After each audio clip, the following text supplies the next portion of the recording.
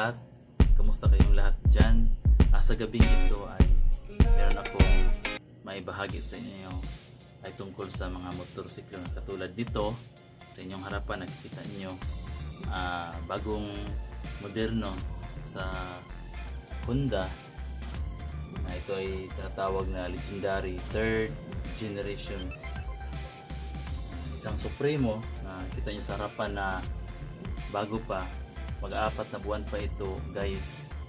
So sa gabing ito guys ay bago po simulan ay pupunta muna tayo sa Panginoon. Sabi ng Panginoon dyan guys sa Psalms chapter 37 verse 4, sinabi ng Panginoon na delight yourself in the Lord and He will give you the desires of your heart. Wow, pagkadakila talaga at pagkabuti talaga ang Panginoon. Hindi siya nagbago, hindi siya nagkukulang sa ating buhay. Now guys, sa harapan nyo ngayon guys, ituturo ko sa inyo guys kung paano ang pag-tune up sa mga motor na katulad dito sa harapan nyo, Supremo. Itong bagong moderno guys sa Honda ay unlike sa mga airless, yung mga unang naglabasan ay iba ito siya. Nakita nyo guys, ang una nyong tanggalin, turo ko sa inyo step by step. Kung meron kayong mga TMX 155 Supremo TMX 150 ay magkapareha lang sila guys ng bearings. Tingnan nyo guys, nakikita nyo, ito ang una nyo gamit susian. Ito guys, susian yan, kasi hindi mo matutune up siya kung hindi mo ito gagamitin. Unang-una i-open mo dito yan, gamit susian mo. Ito guys, open mo dito guys, pakaliwa, open na siya. Ipapalagyan natin na open na siya guys. Pagkatapos nyan guys ay ito na naman doon sa kanan na side guys, itong sa likuran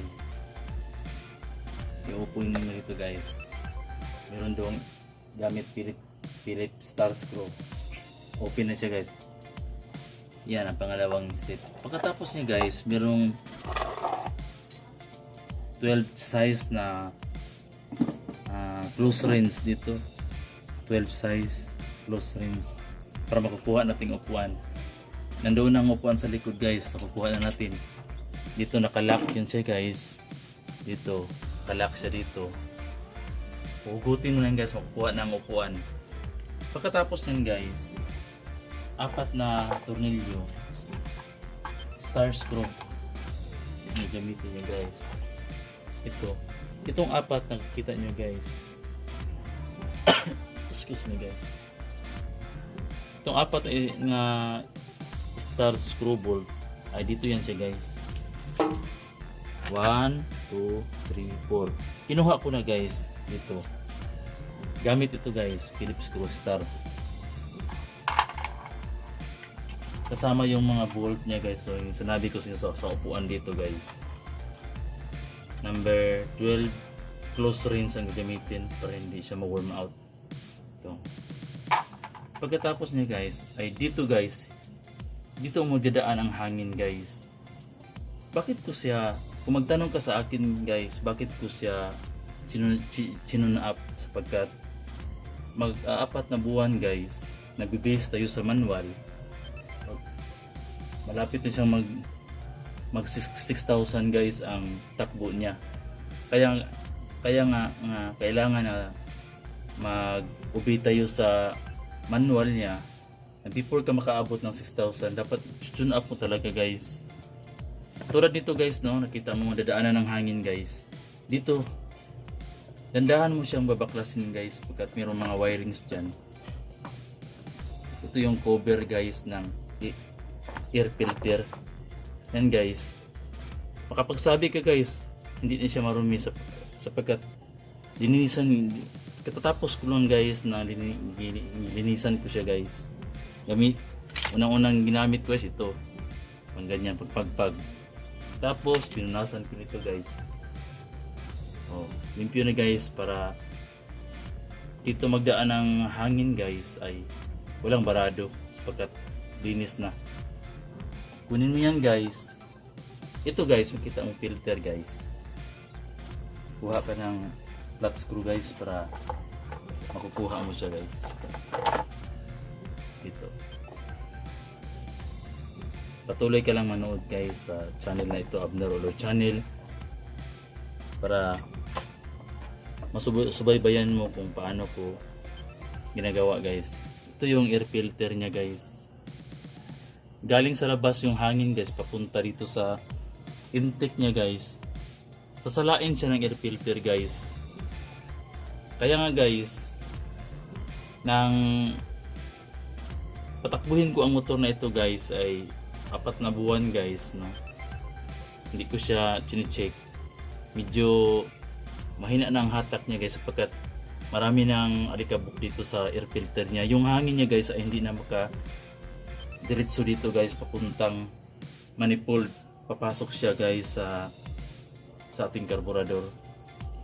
Kaya nga guys, ang dahilan dyan guys ay sobrang marumi na yung air filter natin. Kaya nga, ang mga paraan remedyo dyan ay kung meron kang compressor ay bubugahan mo yan siya guys. Kung wala naman, pagpagan mo lang gamit yan ito guys.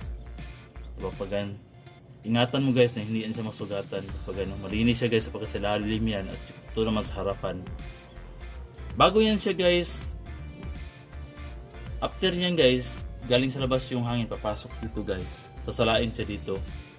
Kaya napaka-useful itong pisa na ito guys, para hindi yung alikabok, yung mga dumi ay hindi pupunta diretso sa ating karburador. Napakahalaga ito guys, itong tinatawag na air filter. Tingnan mo guys, sa harapan niya medyo alikabok na, pero malinis na yan.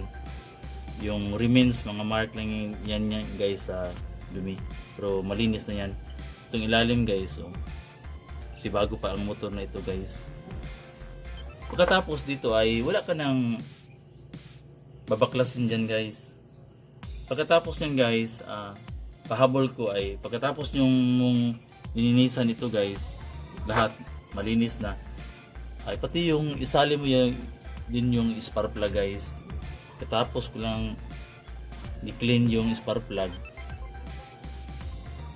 para balik hatak yung motor mo guys, ay ito ang sukat sa spark plug guys, sa kanyang clearance. Itong sira na lagari ng bakal guys, ito ang sukat niya.